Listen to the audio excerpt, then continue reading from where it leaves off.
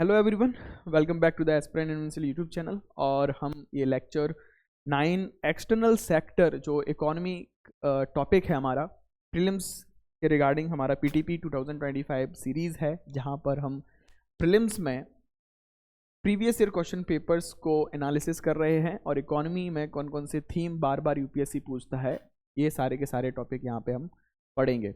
Last जो भी हमारी 10 वीडियो हम लेक्चर वीडियो रही हैं, आप उसको देखिए आराम से और समझिए कि बार बार यूपीएससी कुछ इंपॉर्टेंट क्वेश्चंस रिपीट करता है, और अगर हमने उसकी सिनॉप्सिस बना लिए, नोट्स बना लिए और अच्छी तरीके से पढ़ लिया, तो आप ये मान के चलिए बहुत आसान हो जाएगा आपका प्रीलिम्स क्वालिफाई करना। अपने 2 यूपीएससी और 4 यूपीएससी प्रीलिम्स अटैम्प्ट के बेसिस पे, एक्सपीरियंस के बेसिस पे आपसे मैं बात कर रहा हूँ, और जिसमें 2 स्टार्टिंग के 2 मैंने क्रैक नहीं किए, क्लियर नहीं कर पाए थे, और उसकी गलतियां मेरी यही थी कि मैंने यूपीएससी प्रीलिम्स को अच्छी तरीके से पढ़ाई नहीं किया था, प्रीवियस ईयर क्वेश्चन पेपर को नहीं पढ़ा था, कि समझा नहीं था कि यूपीएससी चाहता क्या है। तो स्टार्ट करते हैं prelims through previous year question papers, और यहाँ पर हम इकोनॉमी का एक्सटर्नल सेक्टर कंप्लीट करेंगे। स्टार्ट करने से पहले एक छोटी सी रिक्वेस्ट करूंगा, please do like, share and subscribe the Aspirant Invincible YouTube channel. और आपके सपोर्ट की बहुत ज़्यादा ज़रूरी है और आवश्यकता भी है, तो आप अपना सपोर्ट और प्यार बनाए रहें। ये टेलीग्राम चैनल आपको ज्वाइन करने हैं ताकि आपको timely notification, PDF, study material सब कुछ आप पे मिल जाए। ओके, तो ये PSIR ऑप्शनल का टेलीग्राम चैनल है, PSIR का टेलीग्राम चैनल है। यहाँ पे आप PSIR ऑप्शनल से रिगार्डिंग कोई भी डाउट है, सजेशन है, या फिर स्टडी मटेरियल आपको यहाँ पे मिल जाएंगे। मेरी मार्कशीट, मेंस के नोट्स वगैरह आप देख सकते हो, और ये जनरल यूपीएससी ओवरऑल इंक्वायरी और स्टडी मटेरियल यहाँ पे आपको मिलेगी। तो लेट्स स्टार्ट। एक्सटर्नल सेक्टर से 42 क्वेश्चंस पूछे गए हैं लास्ट 10 ईयर्स में। वापस से मैं रिपीट कर रहा हूँ यही चीज़ कि हर साल लगभग 4 क्वेश्चंस यहाँ से पूछे जाते हैं। तो it is very important theme of UPSC prelims examination, we can not ignore it. Now question number 21 2019 में क्वेश्चन पूछा गया है with reference to Asian Infrastructure Investment Bank. Asian Infrastructure Investment Bank के रिगार्डिंग क्वेश्चन पूछा है, which of the following statement are correct. ये 2 चीज़ें हमें सबसे पहले क्वेश्चन को पढ़ना है और इस तरीके से नोट करना है, यहाँ पे क्या पूछा गया है और यहाँ पर करेक्ट पूछा गया है या फिर रॉन्ग पूछा गया है। सिंपल। तो first, AIIB means Asian Infrastructure Investment bank have more than 80 member nations. First option, India is the largest shareholder in AIIB, Asian Infrastructure Investment Bank। नाम से पता चल रहा इंफ्रास्ट्रक्चर के लिए कोई बैंक है, फाइनेंशियल सिस्टम का इनिशिएटिव है और एशिया के लिए काम करने की इसका पर्पज़ है, नेम से सजेस्ट है। अब इंडिया लार्जेस्ट शेयर होल्डर होगा, इसमें बहुत कम चांसेस है, या फिर चांस है लेकिन, ठीक है, एक फैक्चुअल ऑप्शन है यहाँ पर, इसको मान के चलते हैं। नेक्स्ट अगर हम देखें, AIIB does not have any member from outside Asia. Asia के बाहर कोई भी मेंबर नहीं है इसका। तो यहाँ पर फिर से एक एक्सट्रीम टर्म आ गया कि एशिया के बाहर कोई मेंबर क्यों नहीं होगा इसमें। आप थोड़ा सा सोच कर देखो, ग्लोबलाइजेशन के टाइम पर अगर बाहर से मेंबर नहीं है तो एक अलग अटपटी वाली बात होगी। वैसे कंप्लीटली मैं कहूँगा फैक्चुअल क्वेश्चन है, लेकिन आप इस तरीके से क्वेश्चंस में एलिमिनेशन टेक्निक लगा सकते हो। लास्ट वाला ऑप्शन अगर एलिमिनेट करोगे आप, तो आपका आंसर बनेगा ए, जो कि इसका सही आंसर है फर्स्ट। तो आसियान इंफ्रास्ट्रक्चर इन्वेस्टमेंट बैंक, तो हमें करंट अफेयर में जो न्यूज़ हमें देखनी है, और अगर इस तरीके से कुछ इंपॉर्टेंट इनिशिएटिव होते हैं हमारे आसपास में, इंडिया पैसिफिक में, US का जैसे विजिट है PM मोदी का, तो वहाँ पर जो भी इनिशिएटिव रहेगा उसके रिगार्डिंग क्वेश्चन यूपीएससी पूछ सकता है। न्यूज़पेपर में हमें किस तरीके से पढ़ाई करनी है, हम यहाँ पे ये सीखेंगे। एशियन इंफ्रास्ट्रक्चर इन्वेस्टमेंट बैंक के रिगार्डिंग AIIB एक मल्टीलैटरल डेवलपमेंट बैंक है। सिंपल है, to improve social economic outcome in Asia and beyond, जिसका पर्पज ही है बियॉन्ड। तो अकेले एशिया के मेंबर्स को पार्टिसिपेट करने से क्या हो जाएगा। सिंपल है, यहाँ पर 97 अप्रूव्ड मेंबर्स हैं, इंडिया इसका फाउंडिंग मेंबर है। India is second largest share holder in AIIB with the 7.4 7.5% voting share है इसके पास में। चाइना लार्जेस्ट है, 26% वोटिंग शेयर है। Why this question is asked, third annual meeting हुआ था मुंबई में, ठीक है, थर्ड एनुअल मीटिंग हुआ था AIIB का, इसलिए यूपीएससी ने क्वेश्चन पूछा था। तो यूपीएससी कुछ भी नहीं पूछती है। जो लोग बोलते हैं कि यूपीएससी कुछ भी पूछती है, ऐसा नहीं है। करंट अफेयर्स में हमें बहुत अच्छे से अपनी निगाहें बना के रखनी है, और जो आपका बेसिक एक फंडामेंटल टॉपिक आपको कंप्लीट करना है, फाउंडेशन क्लियर होना चाहिए, फिर करंट अफेयर के बेसिस पे आपको एग्जाम क्लियर आपका आसानी से हो जाएगा।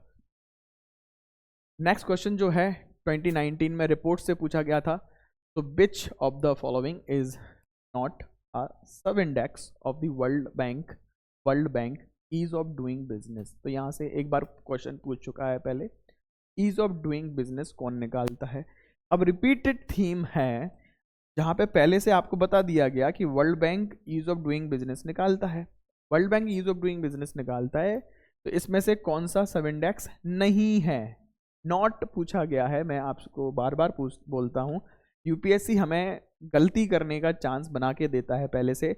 हम कोई भी यहाँ पर वर्ड मिस्टेक करें और यूपीएससी का फ़ायदा हो जाए और हम रेस से बाहर हो जाएं, हम प्रीलिम से बाहर हो जाएं, तो ऐसा नहीं होना है।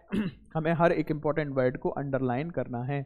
तो ईज ऑफ डूइंग बिजनेस का इंडेक्स नहीं है। कौन सा नहीं होगा, चलो देखते हैं। लॉ एंड ऑर्डर को मेंटेनेंस करना, पेइंग टैक्सेस, रजिस्टरिंग प्रॉपर्टी और डीलिंग विद कंस्ट्रक्शन परमिट। अब ईज ऑफ डूइंग बिजनेस बहुत ज़्यादा न्यूज़ में इसलिए रहा था, आफ्टर मोदी गवर्नमेंट 2014 में, 2014 के बाद में ईज ऑफ डूइंग बिजनेस की रिपोर्ट में इंडिया की रैंकिंग बहुत शानदार तरीके से इंप्रूव हुई थी, इसलिए क्वेश्चन पूछा गया है। तो इसका जो आंसर है वो फर्स्ट है, maintenance of law and order.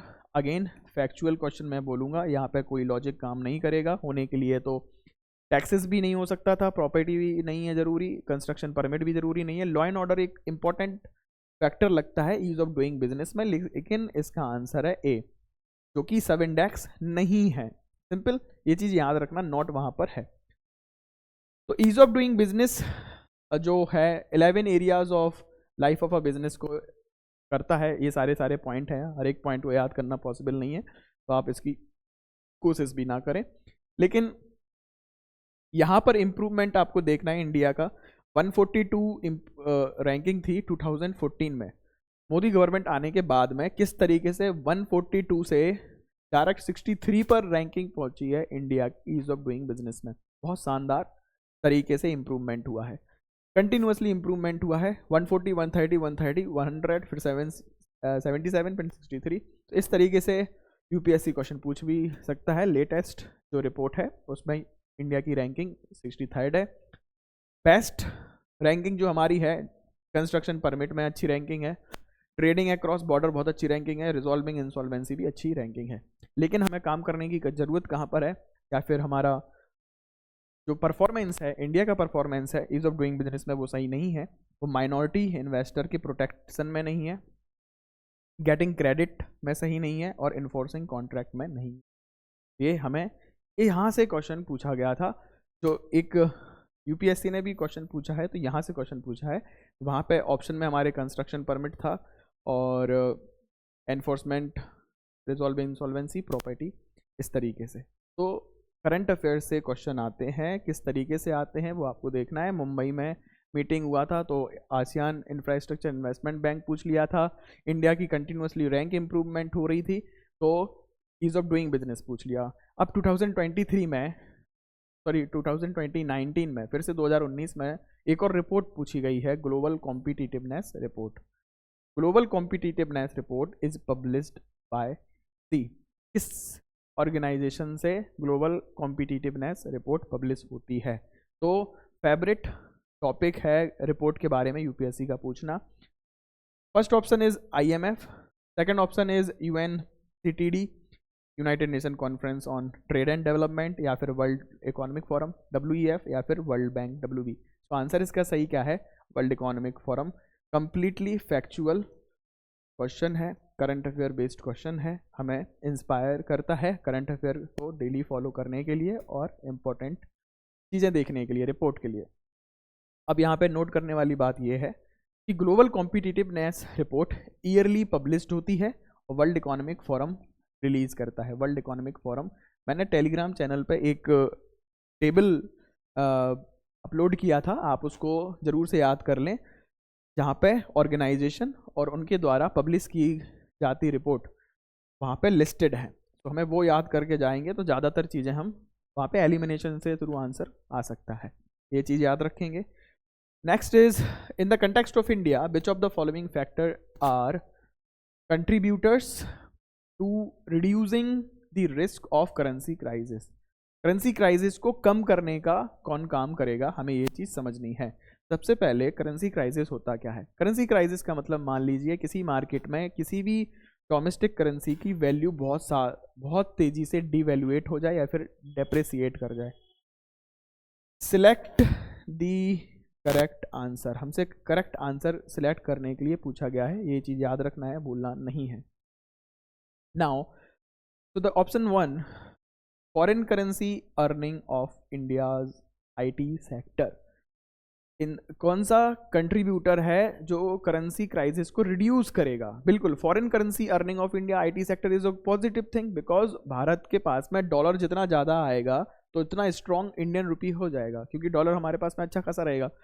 Increasing the government expenditure, अगर गवर्नमेंट एक्सपेंडिचर बढ़ जाएगा तो करेंसी क्राइसिस आ सकती है, क्योंकि मार्केट में मनी सप्लाई कम हो जाएगी, गवर्नमेंट एक्सपेंडिचर बढ़ जाएगा, मार्केट में मनी सप्लाई बढ़ जाएगी, सॉरी मैंने गलत बोला, गवर्नमेंट एक्सपेंडिचर होने से मार्केट में मनी सप्लाई बहुत तेज़ी से बढ़ेगा और मार्केट में इंडियन रुपी एक्सेसिव अमाउंट में आएगा, और इंडियन रुपी जब एक्सेसिव अमाउंट में आएगा तो इंडियन रुपी का डिमांड कम हो जाएगा और वहाँ पे डेप्रिसिएशन हो जाएगा इंडियन रुपी, और debt may lead to currency crisis.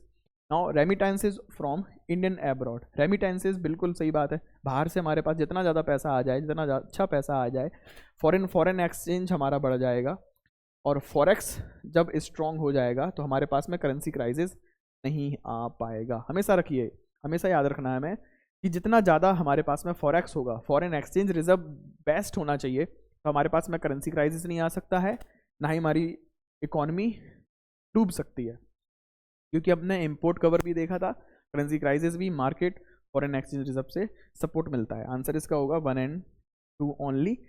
Second option सही नहीं है, गवर्नमेंट एक्सपेंडिचर रिड्यूस नहीं करेगा, करेंसी क्राइसिस की रिस्क को इंक्रीज करेगा, इसलिए सेकंड ऑप्शन यहाँ पे नहीं आएगा।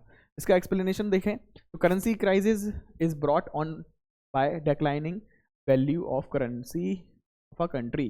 सिंपल, जो मैंने आपको बताया, किसी भी कंट्री की करेंसी की वैल्यू अगर तेजी से घट जाती है तब हम उसे बोलते हैं करेंसी क्राइसिस, है ना। उसकी वैल्यू नहीं है, आप 100 रुपये लेके जा रहे हो तो पेट्रोल मान लीजिए सिर्फ पहले 1 लीटर मिलता था, आज 1 गिलास पेट्रोल भी नहीं मिल रहा आपको, मान लीजिए, तो that is a devaluation of Indian rupee. तो अगर बहुत तेजी से मान लो 500 रुपये लीटर पेट्रोल हो गया, इसका मतलब यही है इंडिया में करेंसी क्राइसिस आने वाला है। तो statement 2 is not correct, increasing government expenditure not related to changes in the foreign exchange reserve. Simple है, फॉरेन एक्सचेंज रिजर्व पे हमें फोकस बनाना है जब भी करेंसी क्राइसिस का क्वेश्चन आएगा। हमेशा आपका बेसिक स्ट्रांग होना चाहिए, फंडामेंटल स्ट्रांग होना चाहिए, तो आप कभी भी क्वेश्चन गलत करके नहीं आओगे। Question number 25, year 2019 purchasing power parity के रिगार्डिंग क्वेश्चन है। Consider the following statement, which of the statement are correct. Simple है, करेक्ट हमसे पूछा गया है। So purchasing power parity exchange rates are calculated by comparing the prices of same basket of goods and services in different country. तो purchasing power parity होता क्या है? Simple, मैं आपको एक बात बोलूं कि हमें किसी भी देश को कंपेयर करने से पहले हमें अगर देखना है कि यूएस ज़्यादा डेवलप्ड है या फिर इंडिया डेवलप्ड है, या फिर इंडिया में ज़्यादा लोग खुश हैं, अमीर हैं, या फिर यूएस में ज़्यादा लोग अमीर हैं, तो इसके लिए परचेसिंग पावर पैरिटी जैसा एक मेजरमेंट और पैरामीटर रखा गया है, ठीक है, यूज़ किया जाता है। परचेसिंग पावर पैरिटी का सिंपल मतलब है एक फिक्स्ड बास्केट ऑफ कमोडिटी है, ठीक है, यहाँ पर फिक्स कमोडिटी है, आप मान लीजिए पोटैटो, फूड, पेट्रोल, डीजल जो भी है फिक्स हमने रख लिया। अब सेम चीज़ हम देखेंगे कि यूएस में हम अगर हमें खरीदनी है, अगर सेम चीज़ हमें यूएस में खरीदनी है तो कितने पैसे देने पड़ेंगे, कितना पैसा खर्च करना पड़ेगा, और सेम चीज़ हमें इंडिया में खरीदना है तो कितना पैसा खर्च करना पड़ेगा, सेम अमाउंट ऑफ करेंसी होना चाहिए, उसका यूनिट सेम होना चाहिए। तो मेहनत कितनी लगेगी आप ऐसा कह सकते हो, तब हम एक्चुअल कंपैरिजन कर पाएंगे कि यूएस में खर्च कितना है रहने का और इंडिया में खर्च कितना है रहने का। तो जो लोग बोलते हैं ना कि वहाँ पे 5 लाख रुपए महीने मिल रहे, अमेरिका में जॉब कर रहे हैं तो 5 लाख रुपए कनाडा में मिल रहा है, 5 लाख रुपए यूएस में मिल रहा है, लेकिन आपको परचेसिंग पावर पैरिटी देखनी है तो वहाँ पे खर्च भी तो उस लेवल पे होगा। मेरे कहने का मतलब ये है। Now the question is purchasing power parity exchange rate are calculated by comparing the prices of same basket of goods and services in different countries. बिल्कुल सही है। In terms of PPP dollars, India is 6th largest economy in the world. 2019 का question है। तो GDP के basis पे तो हो सकता था 6th लार्जेस्ट, अभी तो फिलहाल 4th पे है जीडीपी के according, but PPP purchasing power parity पर इंडिया का नंबर 3rd आता है। और तो यहाँ पर देखिए आप, इंडिया का नंबर 2nd या 3rd आता है। तो ये जो क्वेश्चन ऑप्शन 2nd है ये बिल्कुल गलत है, आंसर इसका होना चाहिए 1st ओनली। और परचेसिंग पावर पैरिटी में इंडिया की रैंकिंग 3rd है, मैंने सही बोला था 3rd आता है, क्योंकि चाइना की पॉपुलेशन और जीडीपी बहुत शानदार है।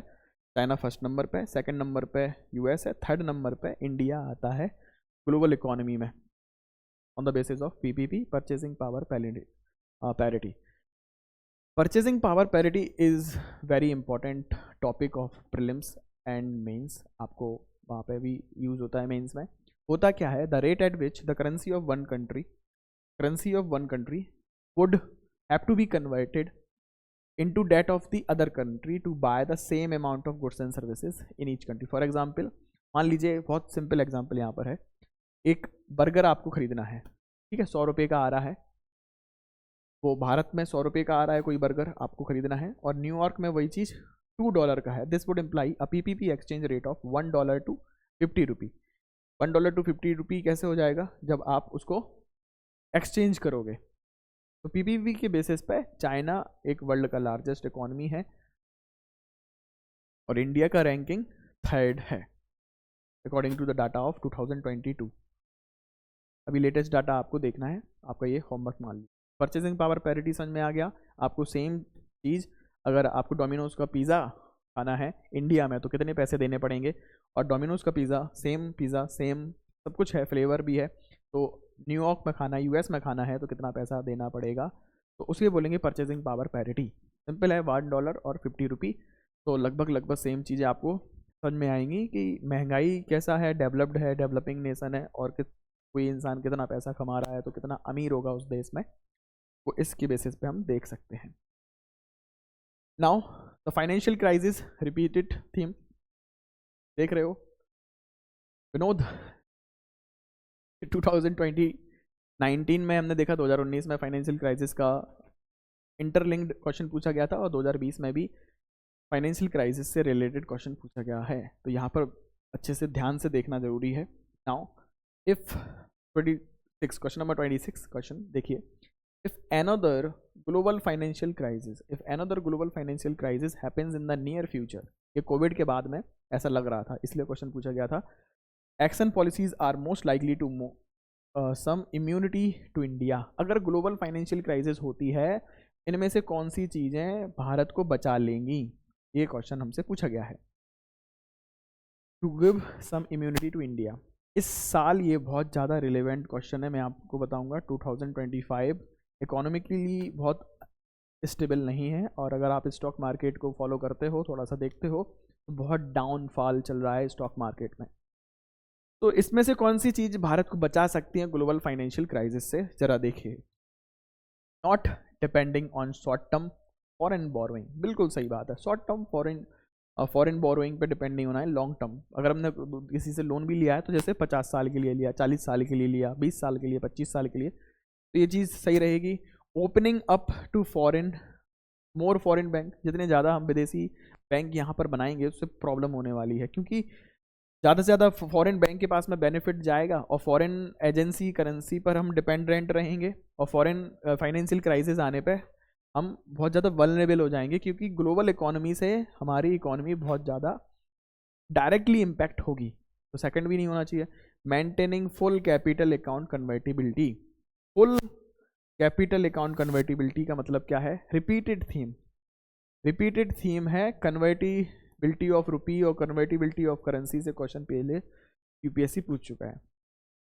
कन्वर्टिबिलिटी का मतलब सिंपल है, आप कितने आसानी से डॉलर से रुपी में कन्वर्ट कर लोगे और रुपी से डॉलर बना लोगे जब आपको देश छोड़ के जाना है, अपना इन्वेस्टमेंट उठा के जाना है। फॉरेन डायरेक्ट इन्वेस्टर्स जो होते हैं, फॉरेन इंस्टीट्यूशनल इन्वेस्टर्स होते हैं FIP और FPI, उनको अपना इन्वेस्टमेंट निकाल के देश छोड़ के जाना है, तो कितने आसानी से वो देश छोड़ के चले जाएंगे उस पर डिपेंड करेगा कि उनके पास में जो $1, जो जैसे मान लीजिए उनका 10 करोड़ रुपए उन्होंने निकाल लिया कंपनी से, क्योंकि इंडिया में रुपी मिलेगा, अब उन्हें US जाना है तो उन्हें डॉलर में कन्वर्ट करना पड़ेगा, लेकिन डॉलर में कन्वर्ट करने के लिए टाइम लगेगा, तो धीरे धीरे वो आसानी से नहीं निकल पाएंगे मार्केट से, इंडियन मार्केट से। That is convertibility. अगर फुल कैपिटल अकाउंट कन्वर्ट कर दिया तो भैया बहुत ज़्यादा फाइनेंशियल क्राइसिस हमारे पास में हो जाएगी, अगर मतलब वल्नरेबिलिटी बढ़ जाएगी हमारी। तो थर्ड ऑप्शन भी नहीं होना चाहिए। ऑप्शन क्या होना चाहिए इसका? फर्स्ट, सिर्फ और सिर्फ फर्स्ट ही सही है। क्यों सही है हमने एक्सप्लेन कर लिया है। Global financial crisis happens in the future, lesser exposure to the foreign financial market is likely to give some immunity. जितना कम हम ग्लोबलाइजेशन में पार्टिसिपेट कम करेंगे तो उतना फाइनेंशियल क्राइसिस से बच पाएंगे। सिंपल, हम क्योंकि सप्लाई चेन जो डिसरप्शन होगा या फिर हम किसी भी इकोनॉमी पे डिपेंडेंट नहीं है, तो हम अपनी खुद की डोमेस्टिक इकोनॉमी को अच्छा बना पाएंगे, स्ट्रॉन्ग बना पाएंगे और बच पाएंगे ग्लोबल फाइनेंशियल क्राइसिस से। करेंसी कन्वर्टिबिलिटी क्या है हम पहले पढ़ चुके हैं। विदाउट एनी गवर्नमेंट इंटरवेंशन से फॉरेन करेंसी को डोमेस्टिक करेंसी में कन्वर्ट करना और डोमेस्टिक करेंसी से फॉरेन करेंसी में कन्वर्ट करना। कैपिटल अकाउंट कन्वर्टिबिलिटी हमने देखा था इंडिया में नहीं है, कंप्लीट नहीं है। करंट अकाउंट कन्वर्टिबिलिटी 100% है इंडिया में। सिंपल है। तो नेक्स्ट क्वेश्चन इज, यहाँ पर एक और इम्पोर्टेंट टर्म यहाँ पर आपको मिल सकता है कई बार देखने के लिए। यहाँ पर देखो NCERT से डायरेक्ट क्वेश्चन पूछा गया था और ये चीज़ हमें नहीं भूलनी चाहिए, इसलिए NCERT को बिल्कुल भी हम नेग्लेक्ट नहीं कर सकते। कैपिटल फ्लाइट एक टर्म होता है। कैपिटल फ्लाइट, फ्लाइट का मतलब क्या होता है? एक जगह से दूसरी जगह उड़ के चले जाना। तो कैपिटल भी जब एक मार्केट को छोड़ के दूसरे मार्केट में जंप करती है या फिर जाती है, उसे हम कैपिटल फ्लाइट बोलते हैं। तो यहाँ पर बहुत ज़्यादा लिखा हुआ है, वो छोड़ दो। withdrawal of use foreign exchange within a short period of time is called capital flight. For example, East Asian crisis of 1997. Simple, अच्छा खासा इन्वेस्टमेंट किसी मार्केट को छोड़ के कहीं और मार्केट में चला जाए, उसे हम कैपिटल फ्लाइट बोलते हैं। नेक्स्ट क्वेश्चन, IMF और गोल्ड ट्रेंड से क्वेश्चन आया था। International Monetary Fund very very important favourite topic है यूपीएससी का। तो question number 27, question is gold tranche और जिसे रिजर्व ट्रेंच भी बोलते हैं is refers to. Gold tranche और रिजर्व ट्रेंच रिफर्स टू क्या है? एक लोन सिस्टम है वर्ल्ड बैंक का? बिल्कुल भी नहीं है।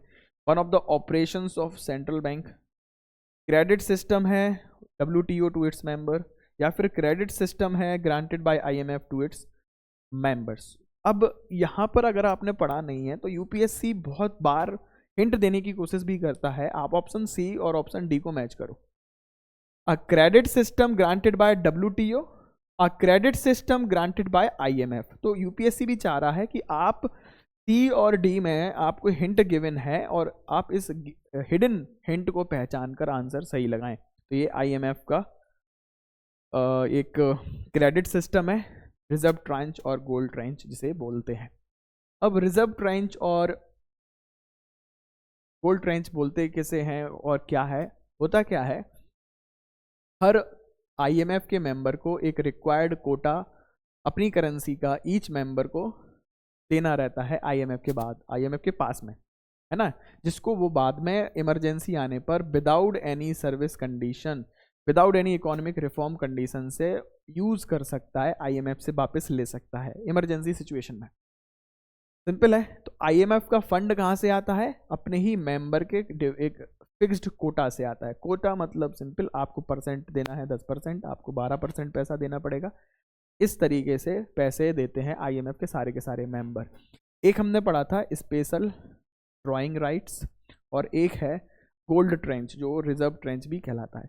स्पेशल ड्राइंग राइट्स ना तो कोई करेंसी है आईएमएफ की, ना ही कोई क्लेम है आईएमएफ पर, बट स्पेशल ड्राइंग राइट से आप कुछ कंडीशंस या फिर आपके फाइनेंशियल क्राइसिस आ गया आपके देश में, तो आपको हेल्प चाहिए आईएमएफ से, तो आईएमएफ आपको कुछ इकोनॉमिक रिफॉर्म्स प्रोग्राम बताएगा, अगर आप उसको एक्सेप्ट करोगे तब वो हेल्प करेगा।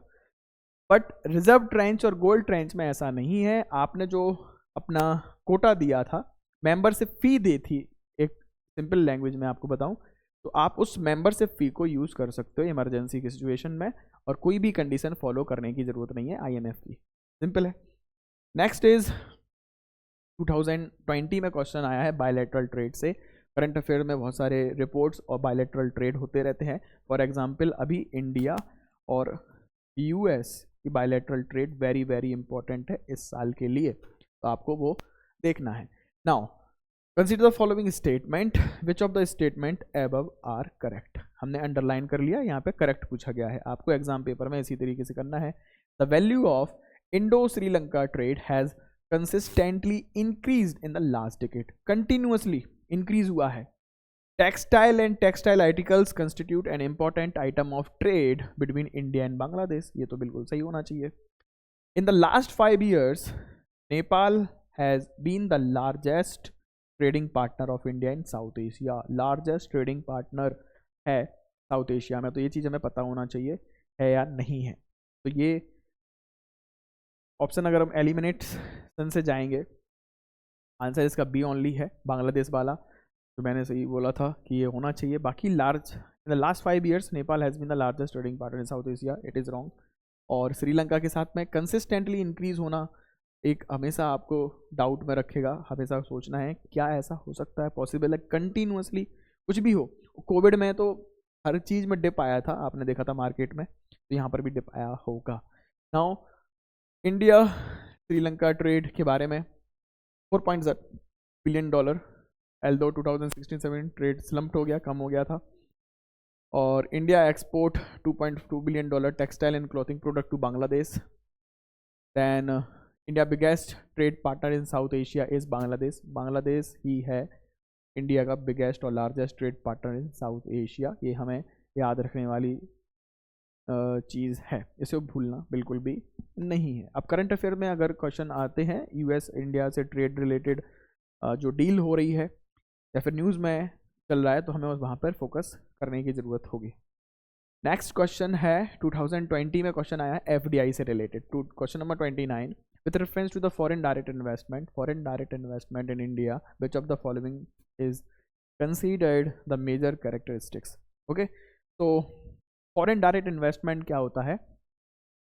जब कोई फॉरेन कंपनी इंडिया की किसी कंपनी में या फिर किसी मार्केट में या किसी इंस्टीट्यूशंस में इन्वेस्टमेंट करती है, डायरेक्टली इन्वेस्टमेंट करती है अपने मैनेजमेंट के साथ में, तो वहाँ पे एक उसको इक्विटी मिलती है, मतलब शेयर मिलते हैं, वह उस कंपनी की मालिकाना हक रखती है। They have the rights of ownership under the foreign direct investment, इसीलिए उस इन्वेस्टमेंट को फॉरेन डायरेक्ट इन्वेस्टमेंट बोलते हैं। और ये सारी की सारी बात टर्म एंड कंडीशंस पे डिपेंड करती है। Now it is the investment through capital instrument essentially in listed company, then it is a largely non debt creating capital flow, कोई भी डेट क्रिएट नहीं हो रहा है, कैपिटल फ्लो भी है। बिल्कुल भाई, किसी विदेशी कंपनी की मर्जी थी कि मान लीजिए फॉर एग्जांपल टेस्ला यूएस की कंपनी है, उसको महिंद्रा में इन्वेस्टमेंट करना है या फिर टाटा में इन्वेस्टमेंट करना है, तो उसकी मर्जी है, कोई भी डेट क्रिएट नहीं होने वाला। It is a investment which involves debt servicing, no it is a investment made by foreign institutional investors in the government securities, तो गवर्नमेंट सिक्योरिटीज़ में नहीं आता है, आंसर यहाँ पे बी होना चाहिए। It is a non debt creating capital flow, simple. और फर्स्ट वाला it is investment through the capital instruments specially in the listed company, नहीं ऐसा नहीं है, कैपिटल इंस्ट्रूमेंट के थ्रू इन्वेस्टमेंट नहीं होता। Foreign direct investment very very important term है इकोनॉमी का। कोई भी इन्वेस्टमेंट जो नॉन रेसिडेंट एंटिटी या फिर पर्सन रेसिडेंट आउटसाइड इंडिया, बाहर से, बाहर इंडिया के बाहर से कोई इन्वेस्ट करता है in the capital of Indian company under the foreign exchange management और पर्सन्स आउटसाइड इंडिया रेगुलेशन 2017 के तहत। Investment is done through capital instrument, unlisted Indian company और 10% से ज़्यादा इन्वेस्टमेंट जब होता है पेड अप इक्विटी कैपिटल का, तब उसे एफडीआई कहलाता है। दो चीज़ें इंपॉर्टेंट हैं यहाँ पर, यूपीएससी बार बार पूछ सकता है और शायद पूछा भी गया था 2022 या 23 में। 10% से ज़्यादा कोई भी इन्वेस्टमेंट हो, क्या वो एफडीआई कहलाता है? बिल्कुल सही बात है। और अनलिस्टेड कंपनी में होता है, ये चीज़ याद रखनी है। तो कंडीशन यहाँ पर है, या तो अनलिस्टेड कंपनी में इन्वेस्टमेंट हो रहा है, साथ ही साथ में 10% से ज़्यादा हो रहा है उसकी पेड अप कैपिटल का, तब उसे एफडीआई बोलेंगे। The investment can be made in equity और इक्विटी लिंक्ड इंस्ट्रूमेंट। इक्विटी और इक्विटी लिंक्ड इंस्ट्रूमेंट में इन्वेस्टमेंट होता है, या फिर debt instruments issued by the company. Think is not directly associated with the government security. FDI का कोई direct relation नहीं है गवर्नमेंट सिक्योरिटी से, ये चीज़ हमें याद रखना है। FDI take place when investor establish foreign business operation or acquire foreign business assets, establishing ownership, controlling the interest in foreign company, investment linked with equities, transfer of technology, management skills, सब कुछ आती है। ये FII और FDI में difference between जो mains के लिए पढ़ते हैं वहीं से क्वेश्चन है। सिंपल है, फॉरेन इंस्टीट्यूशनल इन्वेस्टर्स और फॉरेन डायरेक्ट इन्वेस्टमेंट में क्या डिफरेंस है, ये वेरी वेरी इंपॉर्टेंट कॉन्सेप्ट है। फॉरेन डायरेक्ट इन्वेस्टमेंट मैनेजमेंट के साथ में आता है, यहाँ पर मालिकाना हक आपको मिलता है, 10% ज़्यादा शेयरिंग आपकी होती है, रिस्क मैनेजमेंट भी आपके हाथ में आएगा, सिर्फ और सिर्फ प्रॉफिट ज़रूरी नहीं है। नेक्स्ट इज 2020 में क्वेश्चन आया है, क्वेश्चन नंबर 30 जो है हमारा, with reference to trade related investment measures. TRIMs से क्वेश्चन है, again very very important topic है यूपीएससी का। वर्ल्ड ट्रेड ऑर्गेनाइजेशन से क्वेश्चन हम देख रहे हैं, बार बार हर साल एक क्वेश्चन जरूर आता है वर्ल्ड ट्रेड ऑर्गेनाइजेशन से। Which of the following statement are correct, और सिलेक्ट द करेक्ट आंसर। यहाँ पर भी करेक्ट है, यहाँ पर भी करेक्ट है, कोई डिफरेंस नहीं है। तो हमारे माइंड को एक तसल्ली मिल गई, यहाँ पर भी करेक्ट पूछा है यूपीएससी ने, यहाँ पर भी करेक्ट पूछा है, अब हमें कोई दिक्कत नहीं है। ये आपको करना है जब आप एग्जामिनेशन हॉल में प्रीलिम्स एग्जाम दे रहे होगे, तो आपकी सिली मिस्टेक जो कहते हैं ना कि मैंने अरे करेक्ट नहीं पढ़ा था, नॉट नहीं पढ़ा था, गलती हो गई, तो गलती नहीं करना भैया, आगे बढ़ो। ट्रेड रिलेटेड इन्वेस्टमेंट मेजर्स से एग्रीमेंट है एक, तो ये एग्रीमेंट पूरा का पूरा फोकस करता है मेजर्स पर, ऐसे मेजर्स जो ट्रेड रिलेटेड इन्वेस्टमेंट के लिए बनाए गए हैं, उससे क्वेश्चन है। Quantitative restrictions on import by foreign investor are prohibited. Quantitative prohibitions नहीं लगा सकते आप, वो रिस्ट्रिक्शंस नहीं लगाते। क्वांटिटेटिव मतलब क्या है कि आप फिक्स्ड अमाउंट कर दो, इतना नहीं होना चाहिए, वेट इतना नहीं होना चाहिए, इतने नंबर नहीं होने चाहिए, ऐसा कोई रिस्ट्रिक्शंस नहीं लगा सकते, तो ये सच बात है। Then they apply to investment measures related to trade in both goods and services. Goods and services दोनों में लगते हैं क्या? नहीं, सिर्फ और सिर्फ गुड्स की बात है, सर्विस की बात नहीं है। They are not concerned with the regulation of foreign investment. कोई भी फॉरेन इन्वेस्टमेंट से लेना देना नहीं है इनका, बिल्कुल नहीं है। अब यहाँ पे कंफ्यूजिंग ये है, फॉरेन इन्वेस्टमेंट से लेना देना नहीं है, तो ये इन्वेस्टमेंट कहाँ से आ गया? यहाँ पर मेजर्स की बात हो रही है, मैंने आपको पहले बताया था, हिंट दिया था कि यहाँ पे फॉरेन इन्वेस्टमेंट से लेना देना नहीं है, पैसे से लेना देना नहीं है, कितना पैसा आ रहा जा रहा नहीं, हमारा मेजर से लेना देना है। जो भी हमारा ट्रेड रिलेटेड इन्वेस्टमेंट मेजर्स हैं, मतलब उसमें किसी भी देश में लॉ कैसा है, पॉलिसी कैसी है, स्कीम्स कैसी हैं, उससे रिलेटेड ये स्कीम है, उससे रिलेटेड ये एग्रीमेंट है। तो आंसर इसका सी होगा, 1 and 3 only are correct, second is wrong. Simple है। तो वर्ल्ड ट्रेड ऑर्गेनाइजेशन का जो एग्रीमेंट है on trade, agreement on trade, TRIMs कहलाता है। वर्ल्ड ट्रेड ऑर्गेनाइजेशन का हमने एग्रीमेंट ऑन एग्रीकल्चर भी देखा था, आप समझ रहे हो, रिपीटेड थीम है, इसलिए मैं कहता हूँ previous year question paper very very important है। मल्टीलेटरल एग्रीमेंट है ट्रेड पर, in not in service, not in services, सिर्फ और सिर्फ गुड्स का जब ट्रेड होगा उसके लिए। It prohibit certain measures that violate the national treatment. Quantitative restrictions requirement नहीं लगा सकते हो, और इसी तरीके से ये इंपॉर्टेंट है। TRIMs agreement stipulate that certain measures adopted by government to regulate FDI can cause trade restrictive and distorted effect. However, agreement is only concerned with the trade effect. Investment measures not intended to deal with the regulation of investment. Investment से कोई लेना देना नहीं है, सिर्फ और सिर्फ investment measures से लेना देना है। आप लोगों को कन्फ्यूज़न हो रही होगी, मैं बता दूं, इन्वेस्टमेंट का लेना देना मतलब पैसे से लेना देना है। पैसा कितना आ रहा, कितना नहीं आ रहा, कहाँ से आ रहा, इससे कोई लेना देना नहीं है इस एग्रीमेंट का। इस एग्रीमेंट का लेना देना ये है कि जो भी उस कंट्री में उस इन्वेस्टमेंट को लाने के लिए पॉलिसी है, स्कीम्स है, लॉ है, और ट्रेड के लिए जो स्कीम है, इंपोर्ट एक्सपोर्ट करने के लिए स्कीम है, उसको फोकस करना, पर्पस करना, टारगेट करना इसका मेन ऑब्जेक्टिव है। तो ये हमारा लेक्चर कंप्लीट होता है। यहाँ पर एक छोटी सी request, like share and subscribe the aspirant Indian इन्वेंशियल YouTube channel. Thank you so much. आप सभी ने बहुत प्यार दिखाया, सपोर्ट दिखाया, और इसी तरीके से आप रेगुलर सपोर्ट और प्यार दिखाते रहें। टेलीग्राम चैनल को ज्वाइन करें, आपको यहाँ पे PDF और स्टडी मटेरियल मिल जाएगा, और ज्वाइन कर लीजिए। कोई भी सजेशन आपके पास में है और कोई वीडियो आप चाहते हो बनाने के लिए मुझसे, तो आप मुझे बोल सकते हो। Thank you so much, take care, love you all, bye bye.